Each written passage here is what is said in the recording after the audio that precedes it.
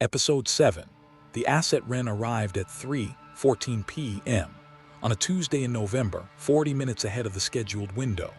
The house was on a street called Keystone Way in Carmel, Indiana, a suburb north of Indianapolis where the houses were newer than they looked and the trees were old enough to have roots buckling the sidewalks. The street was quiet, 2 cars in driveways, a leaf blower running somewhere on the next block, sound carrying flat and clear in the cold. She sat in the rental for 4 minutes and watched the house from down the block. 2-story brick colonial, attached garage, a maple in the front yard with maybe a quarter of its leaves still on, the rest banked against the foundation on the north side where the wind had pushed them. The windows were dark, no visible motion, nothing on the street that was wrong. She drove past once and took the alley behind the row, identified the back gate, confirmed the fence line, came back around and parked 2 houses down, walked to the front door with a rolling carry-on and a tote bag and let herself in with the key from the lockbox. The air inside was 64 degrees and smelled of nothing. A house that had been cleaned and closed and held at a temperature calculated to preserve rather than inhabit. She went through it in 12 minutes. Kitchen, pantry, first-floor bathroom, the garage through the door off the kitchen, then upstairs. A bedroom with 2 twin beds, a second bedroom with a queen, the workspace at the end of the hall. The workspace had a desk running the full length of the north wall, 3 monitors, a dedicated communications terminal, and a separate workstation mounted on a steel rack in the corner that she didn't touch. It was already on. The standby light on the front panel glowed amber. She checked the communications terminal. Operational.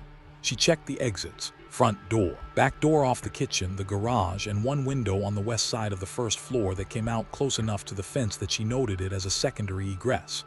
She went back through the kitchen and looked in the pantry. Enough food for a week if they were careful. Canned goods, pasta, coffee, a bag of rice. In the refrigerator, eggs, sliced bread, some cheese, a block of butter, a carton of milk with a date 9 days out. Whoever stocked it had done so within the last day or 2. She made coffee and stood at the kitchen counter and drank it while watching the backyard through the window over the sink. The yard was maybe 40 feet deep. A wooden fence along 3 sides, 6 feet, the boards weathered but intact. A gas grill under a nylon cover at the back corner. No gate except the one to the alley. She finished the coffee and set the cup in the sink and went through the house a second time, slower, not checking procedure, just establishing it in her body. The stair that creaked on the 4th step from the bottom. The window in the queen bedroom that didn't latch cleanly, required a firm press and a quarter turn. The workspace door that swung open about 70 degrees before the hinge tightened, so you had to push it to the wall deliberately if you wanted it fully open. She came back down and sat at the kitchen table. There was a quality to maintained, uninhabited spaces that she'd noticed years ago and never stopped noticing. Every surface was clean, but nothing was worn. The chair she was sitting in had been sat in before, but not in the accumulated way of a chair someone used every day, the specific compression and shine of repeated use. The table had no ring marks. The dish towel on the oven handle was folded in thirds and had never been unfolded. The refrigerator was stocked, but the shelves had no stains, no dried spills in the corners, no ring from a bottle of condiment someone kept reaching past to get to something else. It was a house that existed in a perpetual state of readiness. She understood that state completely. Nkosi arrived at 4:07 p.m. in a rideshare. Renn watched from the front window as she came up the walk carrying a large backpack and a hard-sided case that she handled carefully, both hands, slightly forward from her body. She was about Renn's height, maybe an inch shorter, wearing a dark wool coat and a knit hat pulled down to her ears. She stopped on the front step and looked at the street once, both directions, the way someone does when they are in an unfamiliar neighborhood and want to get their bearings, not the way someone does when they are looking for surveillance. She rang the bell. Renn opened the door. "Nkosi," the woman said, not introducing herself, confirming. Renn said, "Same way." She stepped back and let her in. Nkosi put the case down in the entryway and pulled off her hat and looked around the front room. She had natural hair cut close on the sides and kept longer on top, and the kind of face that organized itself around the eyes. She was probably 37, 38. She looked at the living room and the stairs and the kitchen doorway with the same systematic attention she'd given the street, working left to right, unhurried. "Which room?" she said. "Up the stairs. End of the hall." She picked up the case and went. Renn heard her footsteps overhead, the creak of the workspace door, silence. She poured a second cup of coffee and sat at the kitchen table and listened to the house. Overhead, the sound of the hard-sided case being opened, the scrape of the desk chair, the click and hum of equipment coming on.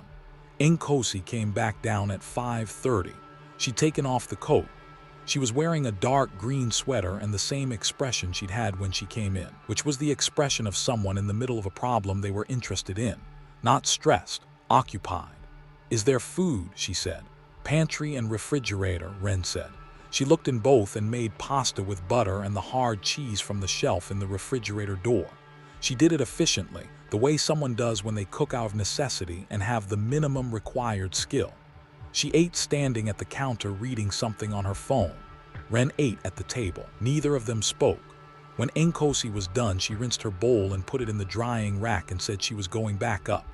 "I work through the night sometimes," she said, already at the doorway. "If there's noise, it's me." "Okay," Renn said. She went upstairs. Renn sat at the table for a while, finishing her coffee, listening to the house. The leaf blower on the next block had stopped.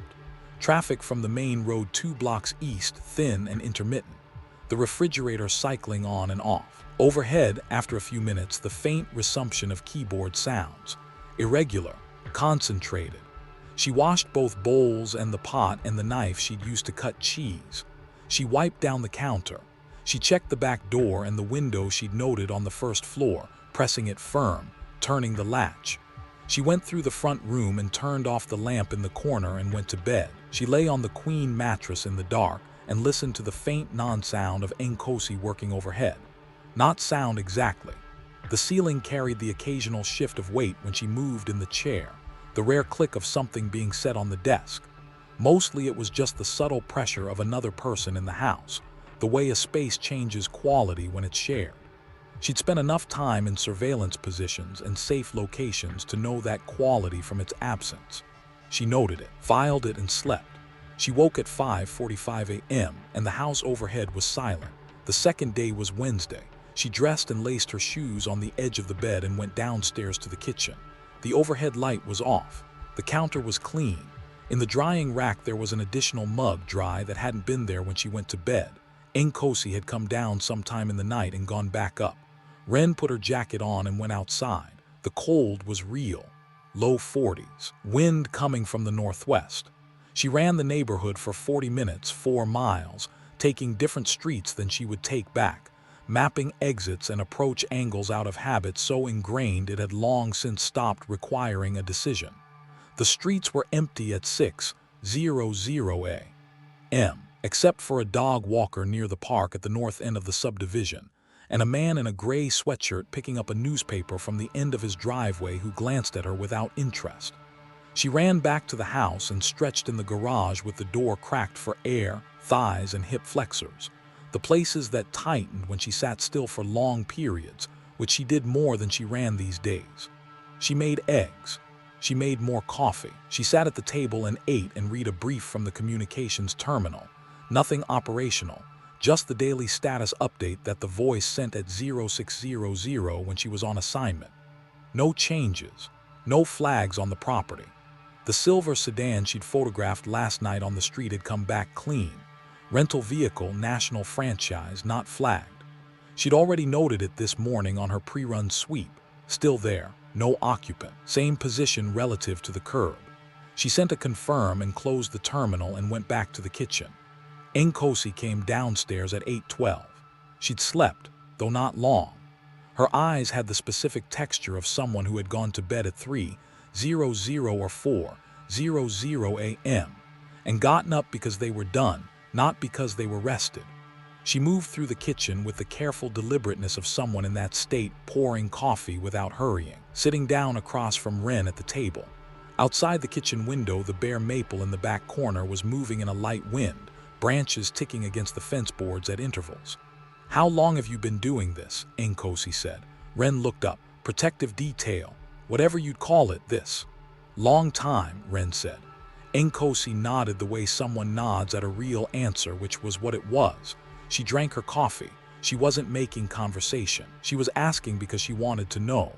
The distinction was clear in how she asked, the directness of it, no social softening around the question. "Where are you from?" she said. "Michigan," Renn said. "Where in Michigan?" "Detroit, mostly." "I did a semester at Michigan State," Nkosi said. "Ann Arbor. Michigan State is in Ann Arbor." "I know that."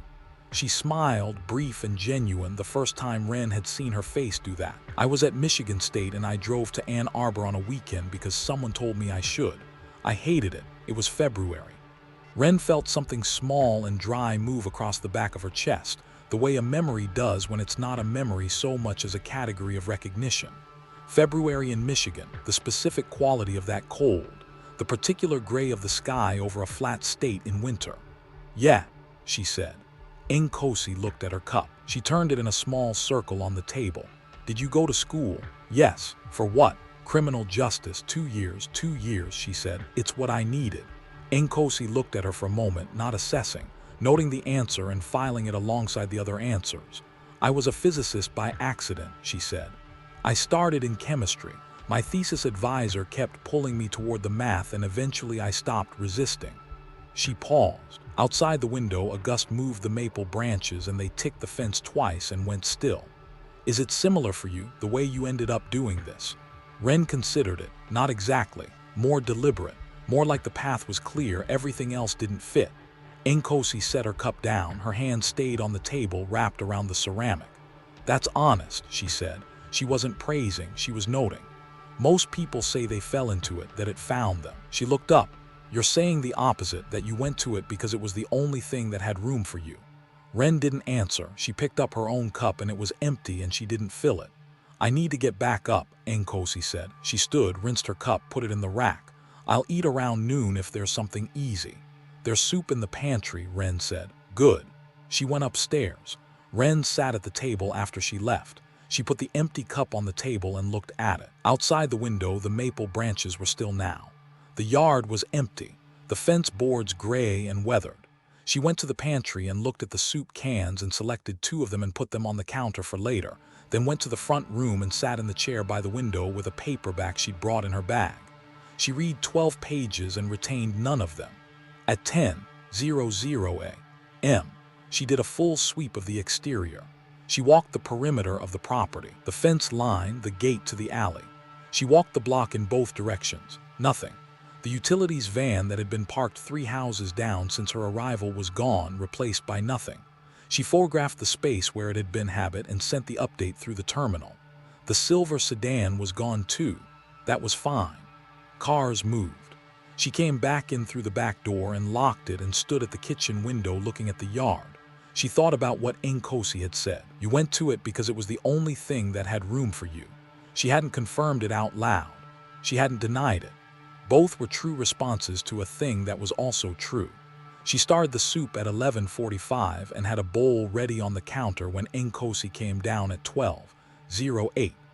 Nkosi sat at the table this time and ate without reading her phone. She ate with the focused attention of someone refueling, and when she was halfway through, she looked up. "Can I ask what protective detail means here?" she said. "It means I ensure the work gets done and you get home safely," Renn said. "What's the threat?" "Could be a number of things, but specifically."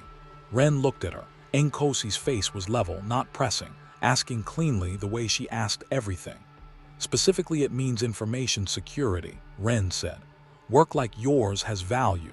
There are people and organizations who would prefer to have it before the program has it. Foreign intelligence services, among others." Nkosi ate a spoonful of soup. 3 days in a house in Carmel, Indiana," she said. "That's the containment." "It works," Renn said. "I'm not arguing." She broke a piece of bread. "I've been contracted through this program for 3 years and I've never had anything like this before. The previous work was just I sent files, secure file transfer, cleared through their system." She stopped. "So whatever this is, it's different." "Yes," Renn said. Nkosi looked at her for a moment. "Okay," she said. She finished her soup and carried her bowl to the sink and rinsed it. "Thank you for the food." She went back upstairs. Renn ate her soup and listened to the house. The keyboard overhead, irregular. The hum of the workstation fan, faintly audible if the rest of the house was quiet enough.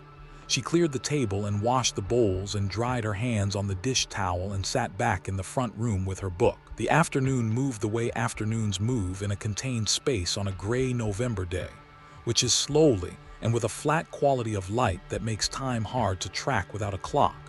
She checked her watch at 2:00 and then at 3:30, and both times the gap between them felt wrong. She swept the perimeter again at 2:15 and walked the block and came back in and sat back down. A school bus came through at 3:15 and was the most activity the block had seen all day. She watched it from the front window, the kids getting off backpacks, a woman waiting on one porch, a boy of maybe 9 who walked alone to the house 4 doors down and let himself in. The street returned to quiet. She thought about the gradient file. Stable anomaly, continuous. She'd seen the phrase before on other monitoring reports, the standard classification tag for a physical datum that didn't resolve within a monitoring window and got flagged for long-term tracking. Stable meant not changing. Continuous meant it wasn't intermittent. It wasn't unusual language. What she hadn't reported was the file date, 11 years old, exactly as old as the echo signal. She stopped thinking about the gradient file. She did that each time it surfaced, held it at the edge where it didn't interfere with the present task. That was the discipline. The present task was this house and this woman and the calculation in the workspace upstairs. She read 12 more pages of the paperback and retained most of them this time. The light in the front room went flat and gray by 3:45, the specific November quality that stopped being daylight a full hour before actual dark. At 4:45 she heard footsteps on the stairs and Nkosi appeared in the kitchen, filling a glass of water at the sink. She drank the full glass standing there the way she had the first day. She filled it again and drank half of it and set it on the counter. "Going well," Renn said from the front room doorway.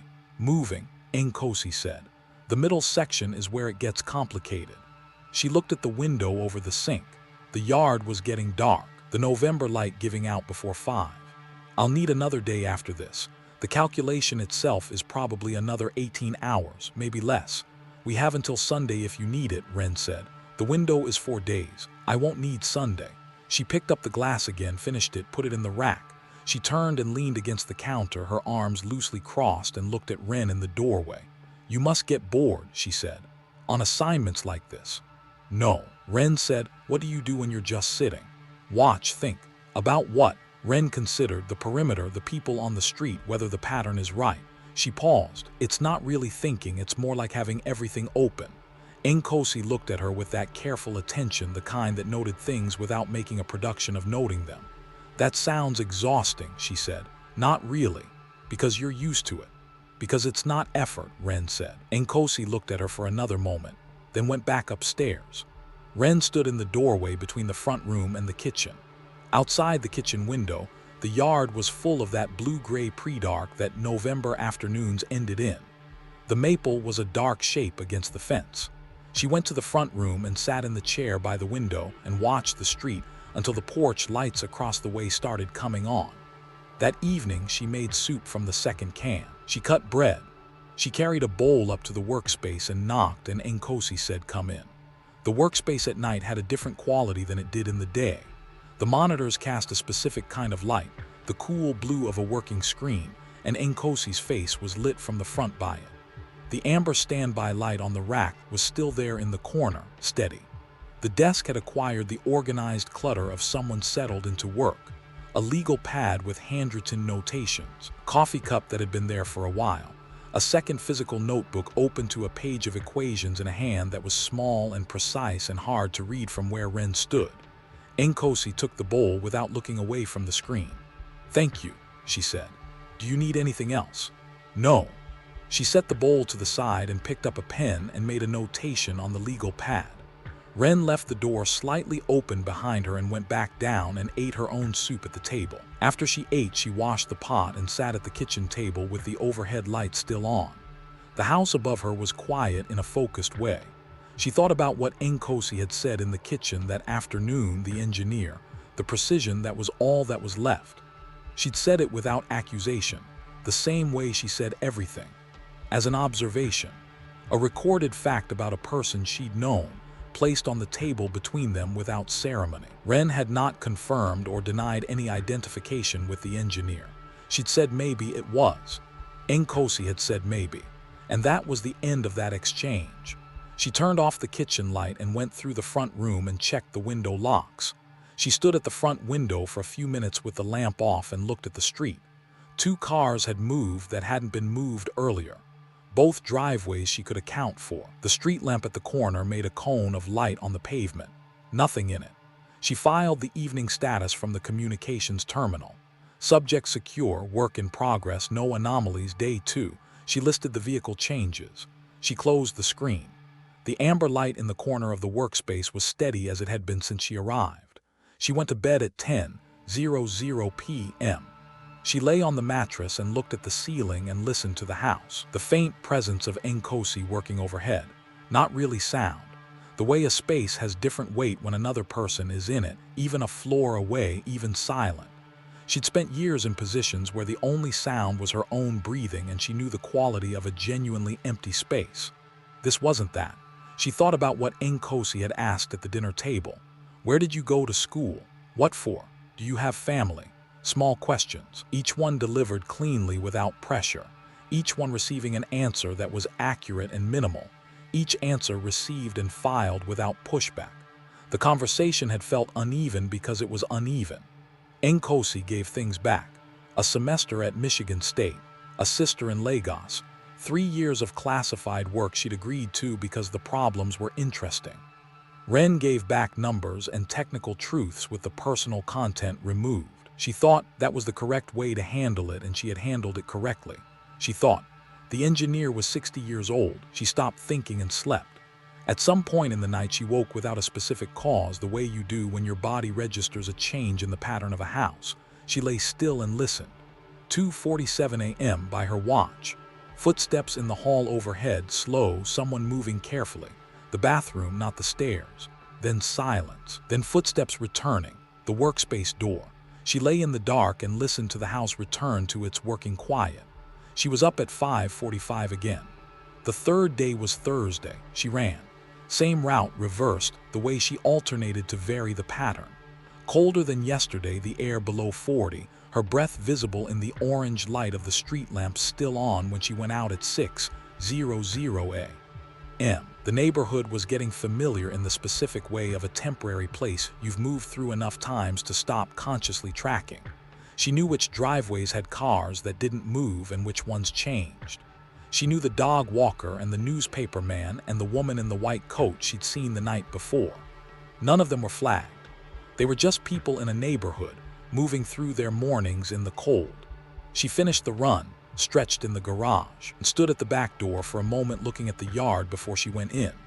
The nylon cover on the gas grill was tight across the top corners where the wind had pressed it and loose at the bottom edge. The fence boards were dark with morning damp. Everything was where it had been. Nothing was wrong. She made eggs and coffee and looked at the daily brief from the Voice.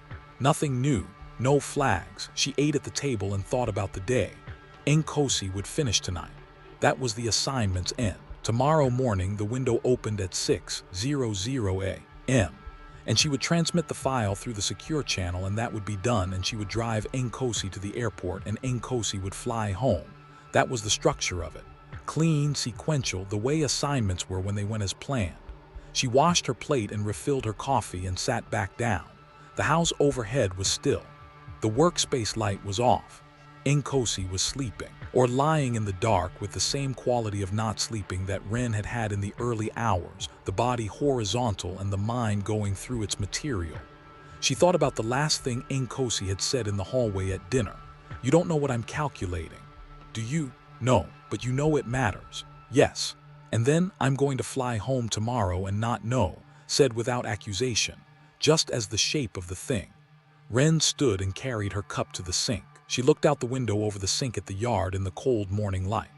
The sky was flat gray, full cloud cover, the kind that sat on the Midwest in November and didn't move for days. Traffic from the main road 2 blocks east, thin at this hour. A plane overhead, high, its engines a low continuous hum that moved east to west and was gone in 2 minutes. She thought about Nkosi knowing what she'd calculated and not knowing what it was for. Renn knowing it was for something and not knowing what the calculation said. Two people in the same house for 3 days, each with half of something, neither with the whole. That was the structure. The structure was correct. It was designed that way.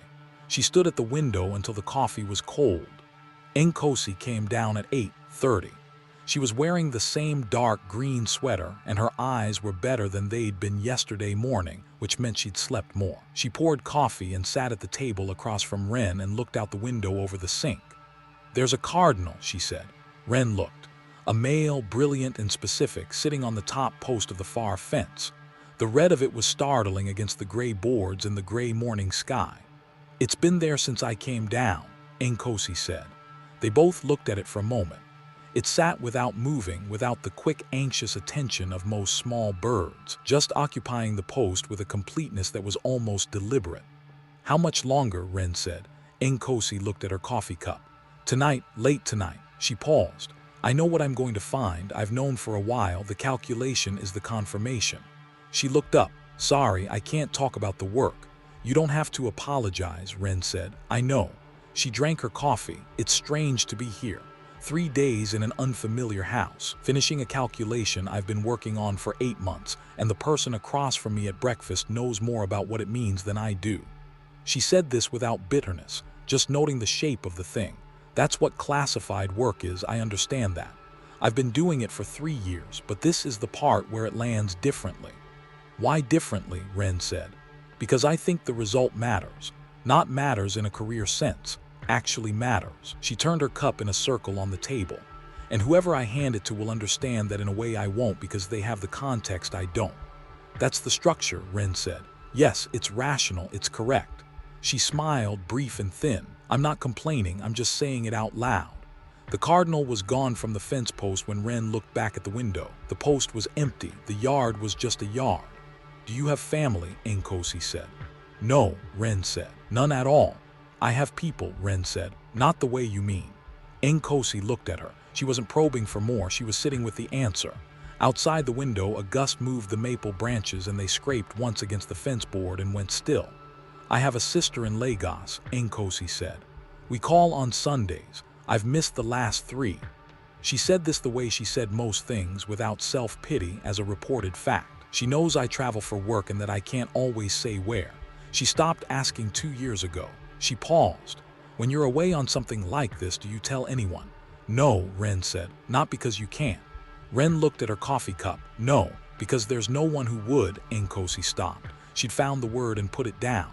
"There's the work," she said quietly, more to the table than to Renn. "Yes," Renn said. Nkosi looked at her for a moment. The careful attention, patient and specific, that she'd had since she arrived. "You're good at it," she said. "Whatever it actually is, you're very good at it." "Protective detail," Renn said. "That's not all of it, that's what this is." Nkosi looked at her and didn't push. "Okay," she said. She stood and rinsed her cup and put it in the rack. She turned and leaned against the counter, her arms loosely crossed, and looked at Renn at the table. "I met a man once," she said. "An engineer. He was 60 years old and brilliant, completely precise. You'd ask him a question and he'd give you exactly the answer you needed and nothing more, like the extra had been excised." She paused. "After about a year of working with him, I understood that the precision wasn't a skill, it was all that was left." Renn's hands were flat on the table. She didn't move them. "He was proud of it," Nkosi said. "That was the part I couldn't make sense of. He'd done this to himself deliberately, over decades, and he experienced it as achievement." "Maybe it was," Renn said. "Maybe." She looked at Renn steadily. "I wondered sometimes if he was proud because the pride was one of the last things that still functioned. The way you protect the one thing you haven't given away." The refrigerator cycled on. Outside the window, the yard was still. Renn said he probably got where he wanted to go. "He did," Nkosi said. "He absolutely did." She pushed off from the counter. "I need to get back up. Tonight we're done." She went upstairs. Renn sat at the table for a long time. She could hear the workspace door open and close, the hum of the monitors starting up. Her hands were on the table and the coffee cup was in front of her, and she didn't touch either of them for a while. The man Nkosi had described was a deliberate construction. She hadn't said that. She noted his precision, his excised quality, his pride in what the excision had produced, and she left the rest of it on the table unspoken. She wasn't comparing them. She was just describing a thing she'd observed, the way she described everything, accurately and without agenda. Renn stood and cleared the table and washed the cup. She checked the communications terminal and sent the morning status and came back downstairs. The day was the slowest of the three. That was the quality of the third day in a contained space. The wait time thickened. She ran the perimeter at 9:00 a.m. and again at noon. She sat in the front room. She made lunch and left Nkosi's plate covered in the refrigerator and ate her own standing at the kitchen counter looking at the yard. 2 sparrows at the base of the fence in the back corner, pecking at something in the dead grass, then gone. The yard was empty again. She washed her plate. She read the paperback in the front room. A chapter retained most of it. Her attention pulled back to the house twice, and both times she let it sit and returned to the book. The street outside the front window was quiet. The sky hadn't changed since morning, the same flat gray cloud cover pressing down on the flat landscape. No wind. 1 car passing every 15 or 20 minutes. The neighborhood had the specific suspended quality of a weekday in a residential suburb in cold weather.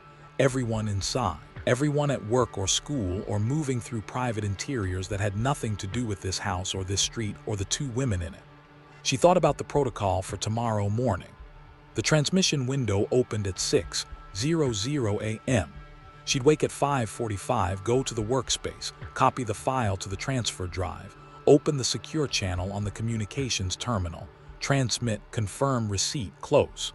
Clean, sequential. After that, drive Nkosi to Indianapolis International, 40 minutes south on US 31, drop her at departures. That would be the end of the assignment.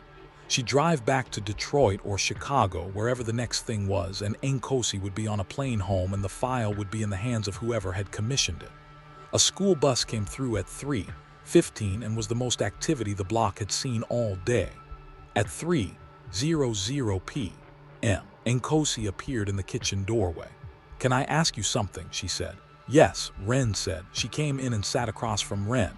She put both hands flat on the table, a gesture Renn recognized from her own mornings at the same table. Nkosi looked at the surface of the table for a moment before she spoke. "Do you remember what you wanted to be?" she said, "before this?" Renn held the book in her lap. "I'm not sure I wanted anything." "That's a real answer," Nkosi said. "Most people say something different when you ask that. A teacher, a doctor, something the question expects." She looked up. "You mean it, you didn't want something else, you were just pointed in a direction and you went." "More or less," Renn said. "How old were you?" 22. Nkosi was quiet. She moved her hands slowly off the table and set them in her lap. "The engineer was 24, she said. "He told me once, very matter-of-factly, that he understood at 24 that the best use of his particular abilities required the removal of most other concerns. He said removal." She paused. "He didn't mean it as loss, he meant it as calibration." Renn's thumb moved along the spine of the paperback. "Do you think about what it cost?" Nkosi said. "Not often, just sometimes." Renn looked at the window, the yard, the fence, the bare maple. "No," she said. It was true when she said it, or it was close enough to true that the gap didn't matter. Nkosi looked at her for a moment with the specific expression she'd worn since the first morning, careful and without agenda. The expression of someone conducting an observation they hadn't requested but couldn't set aside. She nodded once, the way someone nods when a number confirms a prediction they'd been hoping to disprove. "Thank you for not telling me it's complicated," she said. "Most people say that, when they mean exactly what you mean." She stood, she pushed the chair back gently and went to the doorway and stopped. "Renn," she said, "I don't know what this is, what any of it actually is. 3 years I've been sending work through their system and I don't know what it builds toward or who uses it or why." She paused. "You know what it builds toward, I can tell by how you sit." Renn looked at her. "I'm not asking you to tell me," Nkosi said. "I'm just saying it out loud, what I can see." She went to the stairs. "I'll be done tonight." Renn listened to her footsteps on the second floor. She put the paperback down on the table. Her thumb had left a faint crease in the spine. She sat at the table until the kitchen was half dark, the light through the window going gray and flat, and then she got up and turned on the overhead and started on dinner. She made rice from the bag in the pantry. She found chickpeas in a can and added them with olive oil and the dried spices on the third shelf. Cut bread. She knocked on the workspace door at 7:30 and heard the desk chair move and footsteps. Nkosi opened the door.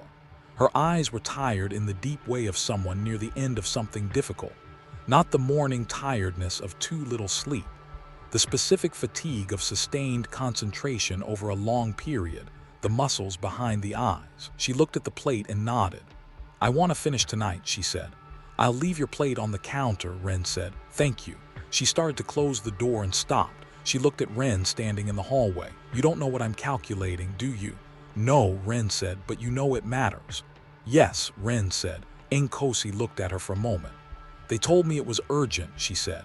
"That there was a deadline. They didn't tell me what the deadline was." She said this quietly, without accusation. "When I'm done tonight, someone is going to have my result and know what it means, and I'm going to fly home tomorrow and not know." "That's the structure," Renn said. "I know." She looked at the floor, then back up. "Do you ever think about what it would cost to know, to actually know what you're part of?" Renn's jaw was set. "I know what I need to know," she said. Nkosi looked at her steadily. "That's a different thing from knowing," she said. She closed the door. Renn stood in the hallway.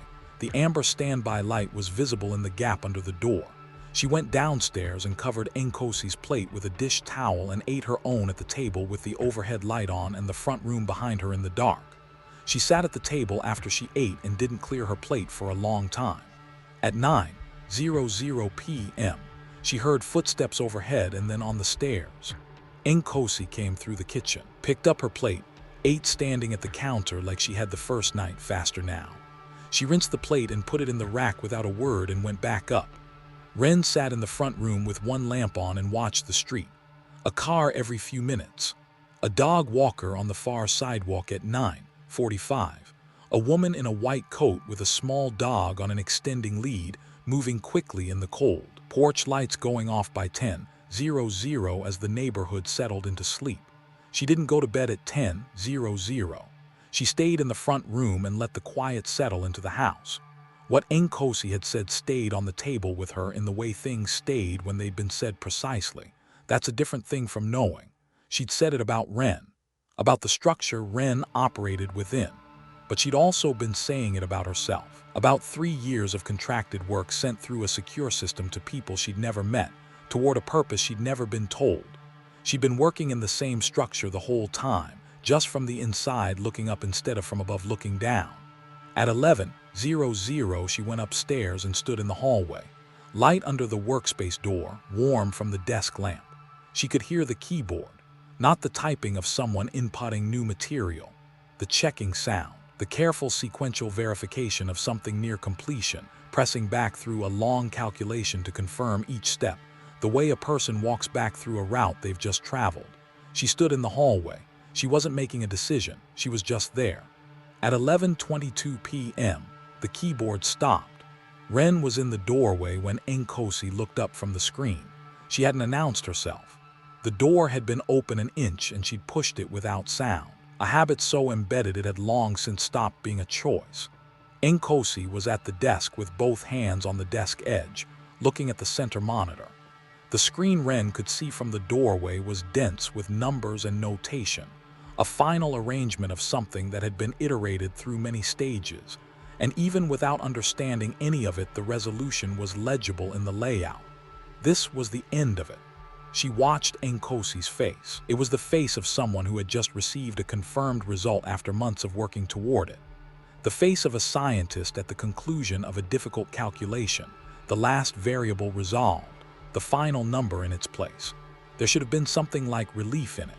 The particular satisfaction of hard work completed correctly, the way a long problem closing produces a specific physical loosening in the chest and shoulders. There wasn't relief. It wasn't fear exactly, though it was in the same territory. It was more controlled than fear.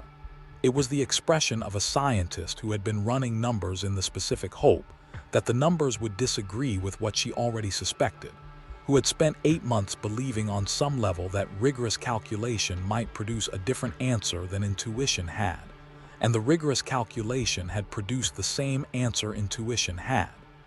in precise quantitative terms, in the specific language that a physicist uses and that doesn't allow for interpretation or revision. What she'd been hoping was not wrong. What she'd wanted to be small was not small. Her face held that for 4 seconds, maybe 5. Her hands were on the desk edge and her back was straight and her eyes were on the screen. Then her hands moved. She reached for the keyboard and saved the file.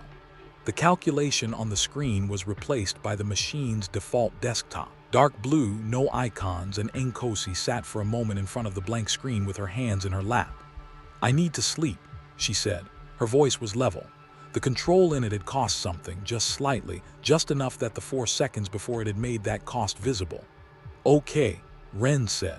Nkosi stood. She turned off the desk lamp.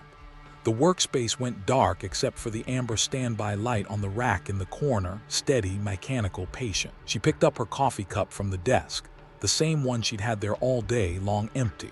She looked at Renn in the doorway. The look lasted a moment. Not the observant, careful attention she'd had for 3 days, the systematic noting that Renn had felt on her face the same way you feel a light source without looking directly at it. This was different, quieter. The look of someone who has understood something about the situation they are in, not about physics or calculation, about the specific shape of this room and this assignment and this woman in the doorway, and who doesn't know what to do with the understanding. She walked past Renn into the hallway, her bedroom door closed. Renn stayed in the doorway of the workspace. The amber light was steady in the corner. It didn't pulse or change. It was just on, the simple and continuous readiness of equipment waiting for use. The calculation was saved on the machine behind it, in a file she didn't know the name of, in language she couldn't read. She didn't go into the room. She stood for a while in the doorway and looked at the dark desk and the dark monitors and the amber light in the corner. The workstation had the calculation on it now. It existed. That was the thing that had been needed, and it existed, and her job was to ensure it was extracted and transmitted through the proper channel when the window opened at 6:00 a.m. She would do that. It would be done. She pulled the door to and went to her room. The bed was made the same way she'd left it that morning, the fitted corners tight, the pillow undented. She sat on the edge and took off her shoes and placed them parallel on the floor by the nightstand. The nightstand was empty, the way all the nightstands in the house were empty, cleared for readiness, no sign of anyone's life on the surfaces. She lay back and looked at the ceiling. White plaster, textured, the kind put in houses built 30 years ago. A shadow from the window where the streetlight outside came in between the curtains at an angle. She looked at the shadow and didn't look away from it. The calculation was complete. Whatever it confirmed completely in numbers, in the specific quantitative certainty that doesn't bend to interpretation. Nkosi had wanted it to be small. She'd said that at dinner, without drama, just noting what she wanted and what she expected. "I want it to be small. It probably isn't going to be small." Renn lay on her back and thought about the 47 names she'd recognized on Solomon Abara's list, each one a closed file, each file a person who had known something, and the pattern of what they'd collectively known. The pattern had not been stated in any briefing she'd received. It was something she'd assembled herself from what she knew about each name, the way you can read the shape of a structure from the placement of its joints without needing to see the blueprints. What each of those 47 people had known was partial and specific and compartmentalized exactly the way knowledge was supposed to be compartmentalized in the structure she worked within. But she'd recognized all 47 names. That was the thing. Not 7 or 12. All 47. Which meant her compartment was wider than she'd been told, or the ICD had been correcting for something by closing those files, narrowing a perimeter, reducing the number of people whose separate fragments could be assembled into a shape. She thought about James Cross in a car in Sault Ste. Marie in the dark, an old man who hadn't driven anywhere, just sat, telling her about a research facility that had been studying something from a 1987 recovery, and what they'd found in the facility the morning after. 42 personnel, simultaneous biological termination, no identifiable cause, a clean site, everything in order except the people. He'd found the bodies himself. He'd been the one who called it in. And then 37 years of keeping that inside the structure before the structure decided he was done. She thought about the gradient file on Farside Station Alpha. Stable anomaly, continuous. The file was 11 years old. The echo signal was 11 years old. Those two facts lived in separate compartments, and she'd never reported their correspondence. That was one way to read it.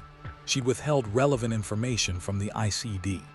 Another way to read it was that she'd recognized a data point that connected to a pattern they hadn't shared with her, and she'd held it because the structure that asked her to hold partial information was the same structure that had calibrated her ignorance, and she didn't know which ignorance was calibrated and which was oversight. She didn't know what Nkosi had calculated. The specifics were above her clearance or outside it, filed in a compartment that never opened toward her side of the structure. She knew the result mattered. She knew it connected to the deadline the ICD was running at. She knew by Nkosi's face, by the 4 seconds before she reached for the keyboard, that the calculation had confirmed something that was better unconfirmed. She lay in the dark with her hands at her sides and her eyes on the ceiling. Her jacket was on the chair by the door. In the inside pocket of the jacket was a photograph. 3 people in coordinated burgundy. A woman with a genuine smile. A teenage girl making a face at the camera. A man standing slightly apart with his hands at his sides. She didn't look at it. She looked at the ceiling. That's a different thing from knowing, Nkosi had said. She'd said it about Renn. About the structure of knowing only what you needed to know, the calibrated ignorance of the person in position to carry information without understanding it, deliver results without context for what they meant. 3 years Nkosi had been sending work through a secure system. 8 months on this calculation. Tonight she'd confirmed a result she'd been hoping was wrong, in a house in Carmel, Indiana, across from a woman who represented the full weight of the apparatus that had commissioned the work and would collect it in the morning. Renn thought, the door is closed and the screen is dark and the file exists. She thought, Nkosi flies home tomorrow and she'll call her sister in Lagos on Sunday and she won't know what she's done, not the full shape of it. She'll know the calculation was important. She'll know the result. She'll carry those numbers home, and they'll connect to nothing she has the context for, and the context she doesn't have is the entire shape of what the numbers mean. The deadline Nkosi had been working toward. The deadline Renn had been working within for 11 years. She'd never thought of them as connected. They were different compartments, different purposes, different hierarchies of the structure. But the structure was one structure. The compartments were arranged toward the same end, which she knew and didn't know simultaneously, which she carried at arm's length in the same way she carried everything. The streetlight outside the window went off at 2:00 a.m. on a timer. The room got darker. She was still awake. The night had a long time left in it, and she lay in it with her hands at her sides and her eyes on the ceiling, and the house quiet above and around her.